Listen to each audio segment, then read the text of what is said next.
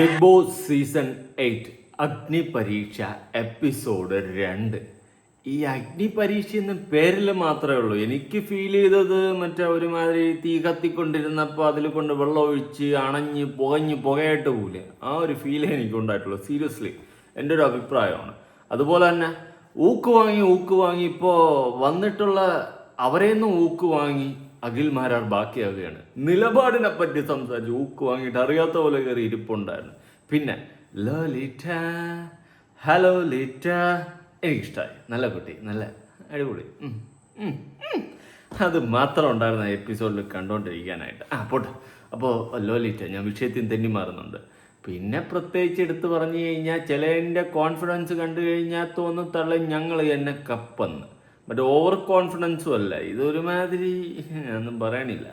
അമ്മാതിരി സെറ്റപ്പിൽ ചില ടീംസ് കോൺഫിഡൻസ്, നമ്മുടെ അഹങ്കാരമാണ് നമ്മുടെ കോൺഫിഡൻസ് എന്നൊക്കെ പറയത്തില്ല. ആ ഒരു സെറ്റപ്പിൽ അഹങ്കാരം വർത്തമാനം, ഞാൻ കപ്പും കൊണ്ടേ പോവും ഈ ഒരു മൂഡിൽ.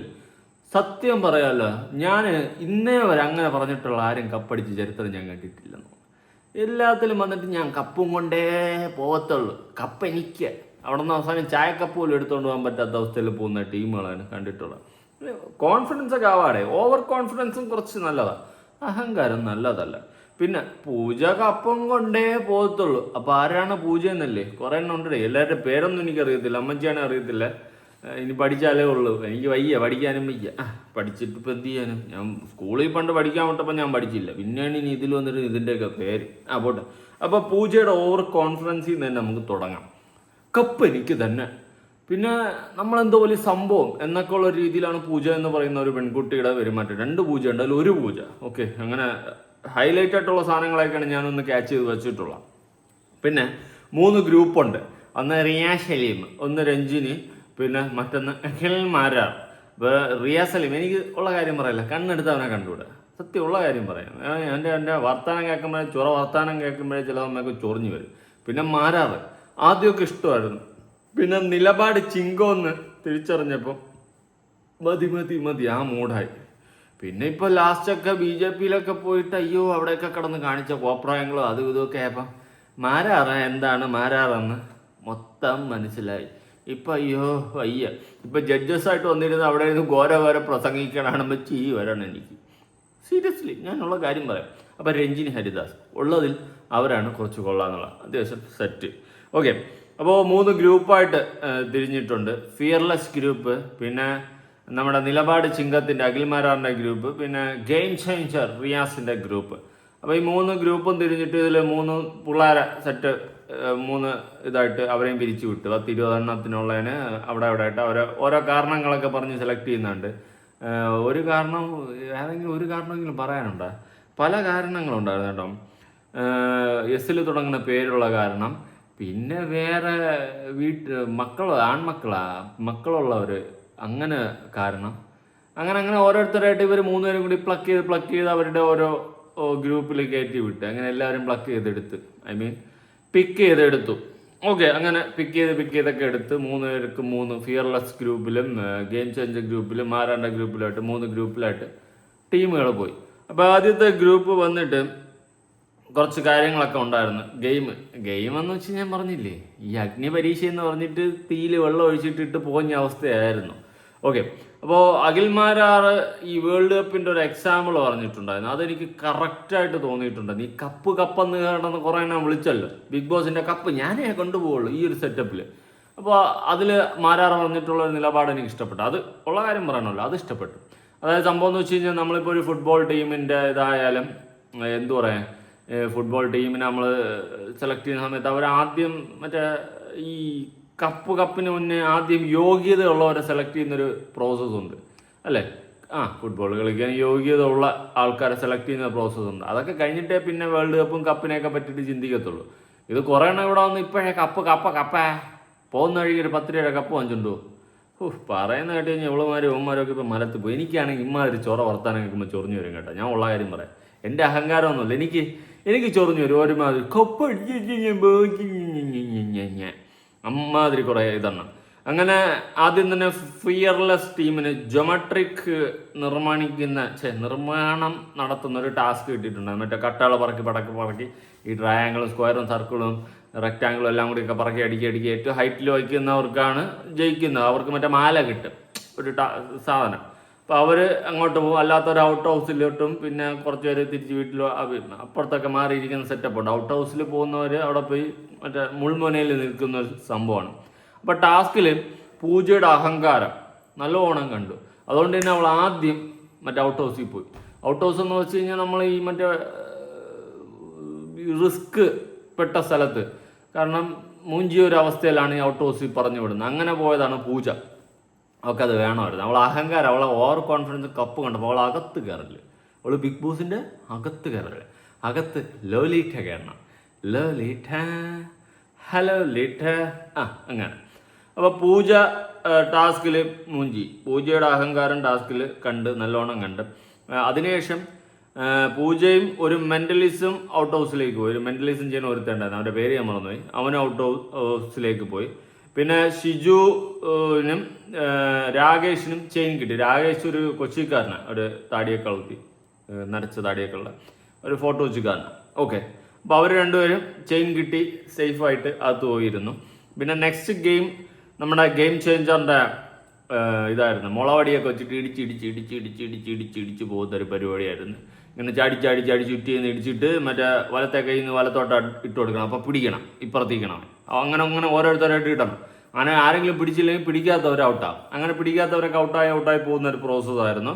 അങ്ങനെ കുറേ പേരൊക്കെ ഔട്ടായിട്ട് മുളവടി ടാസ്ക് അങ്ങനെ ഇടിച്ചിടിച്ച് ചെണ്ടമേളം.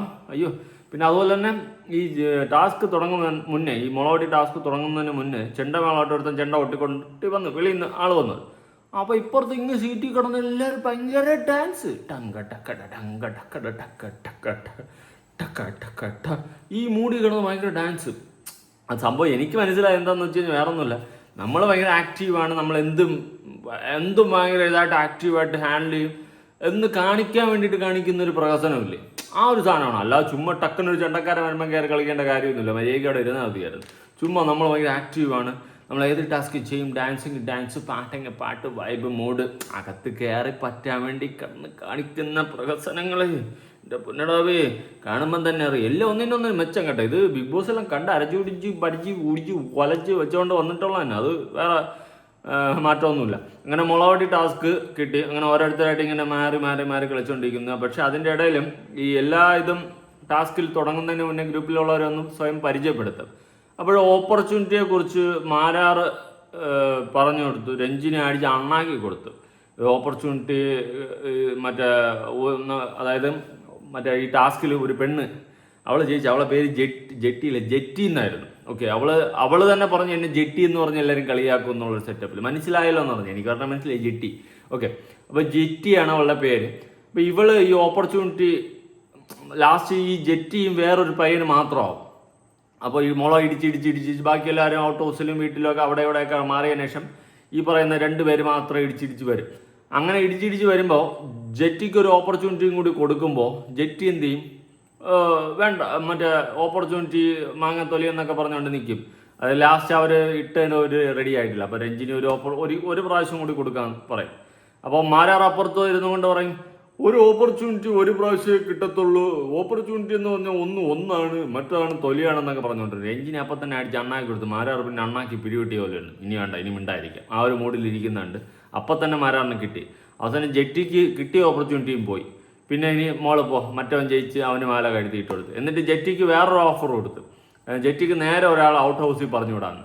അങ്ങനെ ജെറ്റി വന്നിട്ട് വേറൊരുത്തിയെ പറഞ്ഞു വിട്ടിട്ട് വന്ന്, അയ്യോ പറഞ്ഞു വിട്ടിട്ട് എന്നിട്ട് വെയ്ത്താളി കിട്ടെ, എനിക്ക് നിങ്ങളുടെ സ്നേഹം മാത്രമേ ഉള്ളൂ കേട്ടോ, ഈ ഒരു മൂഡിൽ സംസാരിച്ച്. ഉടനെ പറഞ്ഞു, മോളെ തിരിച്ചു കയറി, നിന്റെ സ്നേഹം വേണ്ട, ഒരു മണ്ണാൻ കെട്ടേം വേണ്ട, അവൾ മറ്റേ 2 വെള്ളത്തിൽ കാലി വിട്ടണം എന്ന് പറഞ്ഞുകൊണ്ട് തിരിച്ചു കയറ്റി വിട്ട്. അവസാനം വീണ്ടും മൂഞ്ചി. മുളവടി ടാസ്കും മാരാറിനും അണ്ണാക്കിൽ രഞ്ജിന് കൊടുത്ത് മൊത്തത്തിൽ ജെറ്റി കിട്ടിയ പവറും കളഞ്ഞു. ഒരു പവർ കൊടുത്തു. പിന്നെ ടാഷി എന്ന് പറഞ്ഞാൽ അവനാണ് മാല കിട്ടിയത് കേട്ടോ. ആ ഒരു രണ്ടാമത്തെ ഗെയിം ചേഞ്ചറിൻ്റെ ഗ്രൂപ്പിലുള്ളതിൽ ജെറ്റിക്ക് കിട്ടിയ പവർ കൊണ്ട് കളഞ്ഞു. മാല കിട്ടാത്തതുകൊണ്ട് ഒരു പവർ കൊടുത്ത്, പോട്ട് പുല്ലെന്ന് പറഞ്ഞൊരു പവർ കൊടുത്ത് ഒരാളെ നേരിട്ട് ഔട്ട് ഹൗസിൽ പറഞ്ഞു വിടാൻ വേണ്ടിയിട്ട്. അവസാനം ഇവള് പറഞ്ഞവളെ ഔട്ട് ഹൗസിൽ വിട്ടില്ല. കാരണം ഇവളെ പവർ നശിപ്പിച്ച്. നേരെ പറഞ്ഞു വിട്ടിട്ട് പറഞ്ഞു ഓട്ടോസിലോട്ട് ഇവളെ പറഞ്ഞു വിടണമെന്ന് പറഞ്ഞിട്ട് അവളോട് അവളെ എനിക്ക് ഇഷ്ടമൊക്കെ തന്നെ ആ ഒരു മൂഡ് മറ്റേ പിന്നീന്ന് കുത്തിയിട്ട് മുന്നിൽ പോയി ഉമ്മ വയ്ക്കുന്ന പരിപാടിയില്ലേ, ആ പരിപാടി ജെട്ടി കണ്ണാക്കി കിട്ടി. പിന്നെ ഇഷ്ടമില്ലാത്ത കണ്ടസ്റ്റന്റ് ആരെന്ന് പറഞ്ഞ് ഏതോ ഒരു പെൺകുട്ടിയുടെ അടുത്ത് ചോദിച്ചു, കുറച്ച് വണ്ണമൊക്കെയുള്ള ഒരു പെൺകുട്ടിയുടെ അടുത്ത് ചോദിച്ചപ്പോൾ ഇഷ്ടമുള്ള കണ്ടസ്റ്റന്റ് അനീഷിനെ പറഞ്ഞ്, ഇഷ്ടമില്ലാത്തത് കട്ടപ്പ ചൈത്യ. ബിഗ് ബോസ് ഇത്രയും സീസണിൽ ഇഷ്ടമില്ലാത്ത കണ്ടസ്റ്റന്റ് ചോദിച്ചപ്പോൾ കട്ടപ്പ ചൈത്യ പറഞ്ഞ്. ഞാനത് കണ്ട് ചിരിച്ച് ചത്ത്. കട്ടപ്പേ, നിന്നെ ഇപ്പോഴും മറന്നിട്ടില്ല. നിന്നെപ്പോലെ പിന്നീന്നും മുന്നീന്നും കൊത്തിയ വേറെ ആരെങ്കിലും ഉണ്ട് ഇനി 7 ഉലകം വന്നാലും ബിഗ് ബോസ് വരുമോ തോന്നില്ല. അമ്മാതിരി കുത്താണ് നീ മിന്നീന്നും മുന്നീന്നും സൈഡിൽ നിന്ന് ഇടയ്ക്കുന്ന അടിയിന്നോ മോളിൽ നിന്നൊക്കെ കൊത്തിയത്. കട്ടപ്പ ശൈത്യം ഇപ്പോഴും മറന്നിട്ടില്ല ആരും. ഓക്കെ, അഖിൽമാരാ നിലപാടിനെ പറ്റി വേറൊരുത്തൻ്റെ അടുത്ത് ചോദിച്ചു മൂഞ്ചി.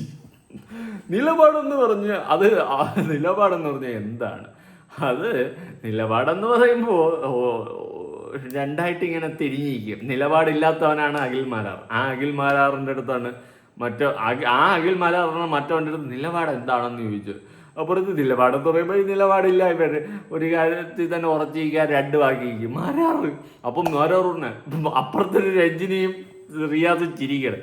മാരാർ നിലപാടെന്ന് പറഞ്ഞാൽ അതല്ല, നിലപാടെന്ന് പറയുമ്പോൾ അതാണ് അവിടെ കിടന്ന് ഒരുവാണ്. മാരാറിന് എന്ത് പറ്റിയത്? സത്യം പറഞ്ഞാൽ ഊക്ക് വാങ്ങാനാണെന്ന് തോന്നുന്നു അവിടെ പോയിരിക്കുന്ന. പിന്നെ ഇടയ്ക്ക് എങ്ങാണ്ട് എവിടെയും ഇന്റർവ്യൂവിൽ പറഞ്ഞിട്ടുണ്ട് കാശൊന്നുമില്ല, അങ്ങനെ പോയിരുന്നതും ആവാം. ഊക്ക് കിട്ടിയ എന്ത് കാശ് കിട്ടിയില്ല എന്ന് പറഞ്ഞുകൊണ്ട്. നല്ലതാ മാരാർജി, നല്ല ബിൽഡപ്പൊക്കെ ഇട്ട് കട്ടയ്ക്ക് വന്നു. പക്ഷെ ഞാനൊരു കാര്യം പറയാം, അതുപോലെ ലാസ്റ്റ് രമീഷ് വന്നിട്ട് പറയുന്നു ഇപ്പം കണ്ടതുപോലെയൊന്നുമില്ല, നാളെ മുതൽ ഭയങ്കര കടും കട്ടി അഗ്നി പരീക്ഷയാണെന്ന്. ഞാൻ ഈ അഗ്നി പരീക്ഷ എന്നൊക്കെ പറഞ്ഞപ്പോൾ തീയൊക്കെ പ്രൊമോയിൽ ആദ്യം കാണിച്ചപ്പോൾ ഞാൻ വിചാരിച്ചു തീയൊക്കെ ഇട്ടിട്ട് അതിൻ്റെ നടുക്കൂടി നടക്കാനും തീയിൽ കൂടി കൈവച്ച് നടക്കാനും തീയിൽ ഉള്ള എന്തെങ്കിലും പരിപാടികളൊക്കെ ആയിരിക്കും. സത്യം പറഞ്ഞാൽ അഗ്നി പരീക്ഷ എന്ന് പേര് മാത്രമേ ഉള്ളൂ, ഒന്നുമില്ല. നനഞ്ഞ പടക്കമാണ്, പൊട്ടൂല. പൊട്ടിയാലെങ്കിലും കുറച്ച് തീ വരും. ഇത് പുക മാത്രം ഇങ്ങനെ എരിഞ്ഞെരിഞ്ഞെരിഞ്ഞ് പോണ് എങ്ങനെയോ ഏതോ വഴി. ടാസ്കുകൾ, 3ാമത്തെ ടാസ്ക് മാരാറിൻ്റെ ഗ്രൂപ്പിന് കൊടുത്തു. അതിൽ മറ്റേ ഊതി സ്ട്രോ വെച്ചിട്ട് പേപ്പർ ഊരി ഏറ്റവും കൂടുതൽ എണ്ണ ഇടുന്നതിലായിരുന്നു. അതിൽ ലോലിറ്റ കൊണ്ടുപോയി 26 പേപ്പറുകൾ എടുത്തിട്ട്. അല്ലെങ്കിൽ ലോലിറ്റ എനിക്ക് ആദ്യം മുതലേ കണ്ടപ്പോഴേ ചെറിയൊരു ക്രഷ് അടിച്ച്. കൊള്ളാം, നല്ല കുട്ടികളല്ലേ, നല്ല കുട്ടികളെ കണ്ടാൽ നമുക്കൊരു ക്രഷ് അടിക്കുന്നതിൽ ഒരു തെറ്റില്ല. അപ്പോൾ ലോലിറ്റ കൂടുതലായിട്ട് എനിക്കൊന്നും പറയാനില്ല, എടുത്തു പറയാനായിട്ട് ഈ എപ്പിസോഡിലോ അല്ലെങ്കിൽ ഇതൊന്നുമില്ല. അഗ്നി പരീക്ഷ എന്ന് പേരും വെച്ചിട്ട് നനഞ്ഞ പടക്കത്തിൻ്റെ ഒരു അവസ്ഥയാണ്, പ്രത്യേകിച്ചൊന്നുമില്ല. സീരിയസ്ലി എനിക്കങ്ങനെയാണ് ഫീൽ ചെയ്തത്. അഗ്നി പരീക്ഷ എന്ന് പറയുമ്പോൾ കടും കട്ടിക്ക് എന്തെങ്കിലും കൊടുക്കണം, അല്ലാണ്ട് എന്തുവാ ഇത്? മുളയിട്ട് ഇടിച്ച് അതിൽ നിന്ന് മറിച്ചിട്ട് 2 കട്ടയെടുത്ത് അരച്ച് ഊതി പേപ്പർ ഷോയിൽ കൊണ്ടിട്ട് ഇതെന്തുവാ? ഇത് പണ്ട് ഞാൻ പള്ളിയിൽ VBSന് പോകുമ്പോൾ എനിക്ക് ഇതിനേക്കാളും വലിയ ടാസ്ക് വരുമായിരുന്നു അവർ. സീരിയസ്ലി അവിടെ വേറെ ഇതിനേക്കാളും വലിയ കടും കെട്ടി പരിപാടികളൊക്കെ ഉണ്ടായിരുന്നു. ഉള്ള കാര്യം പറയാം, ഗെയിമൊക്കെ ഇടയ്ക്ക് ഇൻ്റർവെല്ല് പോലെ ഗെയിം ഉണ്ടായിരുന്നു, 1/2 മണിക്കൂർ 1 മണിക്കൂർ എന്തോ ഗ്യാപ്പ് ഗെയിമുണ്ട്. ആ സമയത്ത് അവിടെ ഇതിനേക്കാളും നമ്മൾ കളിക്കുമായിരുന്നു. പിന്നെ ഇതിനേക്കാളും നല്ലതായിരുന്നു ഗോലികളി. കടും കിട്ടിയ അടിയടാ കച്ചി കുഴി മറ്റേത് ഇട കണ്ട അത് കണ്ട എന്നൊക്കെ പറഞ്ഞ് അടിക്കുമായിരുന്നു. ഇതിനേക്കാൾ വേറെ എന്തൊക്കെ കളി ഉണ്ടായിരുന്നു, മറ്റേ കുട്ടിയും കൊലുകറിയും മറ്റേ മറിച്ചത് ഇതൊക്കെ കളിക്കായിരുന്നു. ഇതൊരുമാതിരി കൊച്ചു പിള്ളേർ കളിക്കുന്നതിനേക്കാളും താഴെയുള്ള ഏതെങ്കിലും കട്ട പറക്കി പോയി. ഇതെന്തോന്നത്? നഴ്സറി പിള്ളേർ ഇതിനേക്കാളും നന്നായിട്ട് വേറെ ഗെയിം കളിക്കും. നഴ്സറിയിൽ എനിക്ക് തോന്നുന്നു ഇതായിരുന്നു തോന്നുന്നു, ഈ കട്ട ഉറക്കി വയ്ക്കുന്ന പരിപാടി എനിക്ക് അവിടെ ഉണ്ടായിരുന്നു. പിന്നെ സൈക്കിൾ ഓട്ടുന്നത് ഇതുപോലത്തെ പരിപാടിയൊക്കെയാണ് കൊടുക്കുന്നത്. എന്തുവാടെ ഇത്? കുറച്ച് അഗ്നി പരീക്ഷ എന്ന് പറഞ്ഞാൽ ടാസ്ക് കുറച്ച് ഇതാക്ക്.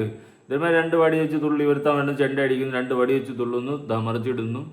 എന്തിരുത്? എന്തിനടേ കാണിക്കണത്? കന്നന്തിരിവുകൾ. അഗ്നി പരീക്ഷ എന്ന് പറയുമ്പോൾ ആ ഒരു പേരുമായി ബന്ധപ്പെട്ട് കുറച്ച് കടുംകട്ടി സാധനങ്ങൾ കൊടുക്കുക. അറിയത്തില്ലെങ്കിൽ എന്നെ വിളിക്കും, ഞാൻ പറഞ്ഞുതരാം എന്തൊക്കെ ടാസ്ക് കൊടുക്കണമെന്ന്. കുറച്ച് തീ ഇടണം ആദ്യത്തെ ടാസ്ക്. ഇതിൻ്റെ നടുക്കൂടി നടക്കാൻ ധൈര്യമുള്ള ഈ 40 എണ്ണത്തിലെ 20 എണ്ണത്തിൽ ആരെങ്കിലും ഉണ്ടെങ്കിൽ വാ നടന്ന് കാണിക്കാൻ പറയാം. അങ്ങനെ നടക്കുന്നവനെ അല്ലെങ്കിൽ നടക്കുന്നവളെ ഡയറക്റ്റ് എടുത്താകത്തുന്നു. അങ്ങനത്തെ പരിപാടികളൊക്കെ ചെയ്യണം. എങ്കിലും അഗ്നി പരീക്ഷ കണ്ടുകൊണ്ടിരിക്കുന്ന നമുക്കൊരു സുഖമുള്ളൂ, അവർക്കൊരു കടുംകട്ടിയുള്ളൂ. ഓക്കെ, നല്ല നല്ല ടാസ്കുകൾ കൊടുക്കൂ ഗായ്സ്. നിങ്ങളല്ലാണ്ട് എന്തുവാ അഗ്നി പരീക്ഷ എന്ന് പറഞ്ഞിട്ട് പേരിൽ മാത്രം അഗ്നി, അല്ലാത്തതിലും ഒരു അഗ്നിയില്ല, വെറും പുക മാത്രം. അപ്പോൾ ശരി, അഗ്നി പരീക്ഷ എപ്പിസോഡ് 2 കണ്ടവരായാലും കാണാത്തവരായാലും നിങ്ങളുടെ അഭിപ്രായം താഴെ കമൻറ്റ് ചെയ്യുക. പിന്നെ ഞാനൊരു കാര്യം പറയാം, മാക്സിമം ഈ അഗ്നി പരീക്ഷ എപ്പിസോഡുകളൊക്കെ കാണുമ്പോഴേ നമുക്ക് ഈ കോമണേഴ്സ് ആയിട്ടുള്ള ആൾക്കാരെ പരിചയപ്പെടാൻ സാധിക്കത്തുള്ളൂ.